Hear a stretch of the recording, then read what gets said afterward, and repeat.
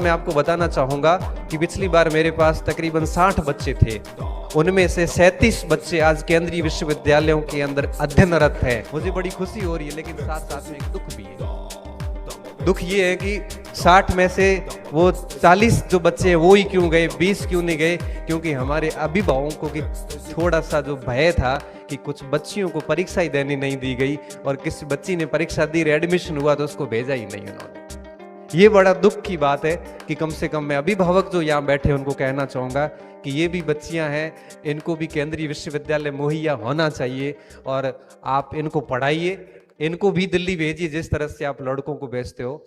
आपके डर को हम समझते हैं, कोई भी माँ बाप अपनी बच्ची को पिछड़ा हुआ देखना नहीं चाहता, लेकिन साथ में एक भय भी होता है कि वो दुनिया के सामने जाएगी, पता नहीं कोई सुरक्षा को लेके डर होते हैं, कई सारे डर होते हैं। आप इस डर से बाहर आइए और अपनी बच्चियों को भी पढ़ाइए, क्योंकि हम कहाँ मात खाते हैं। सर मैं आपको बताऊं, आप कह रहे थे कि अपने बच्चे, हालांकि अभी तो हो रहे हैं, हम मात कहाँ खा रहे हैं, हमारी 50% आबादी सीधी बाहर हो जाती है। 50% लड़कियां हैं, इनको तो सीधे सीधे बाहर कर दिया जाता है। कोई एक एडवांस फैमिली है जिसमें से 2-4 बच्चियां दिल्ली में आपको किसी कॉलेज में मिलेगी, बाकी बच्चियों को परीक्षा देने नहीं दी जाती। मेरी कक्षा की टॉपर लड़कियों को एग्जाम देने नहीं दिया गया कि दिल्ली जाके क्या करेगी के।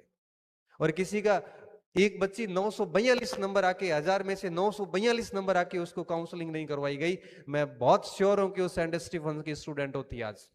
बच्ची मेरे पास आएगी, सर आप ही समझा सकते हो पापा को, पापा बड़ी बुद्धिजीवी व्यक्ति, पापा से मैंने बात की, मैंने कहा बच्ची को आगे जाने दो, तो क्या यार गणपति जी छोड़ो ना, क्या करना है ये वो। मैंने कहा हो गया काम।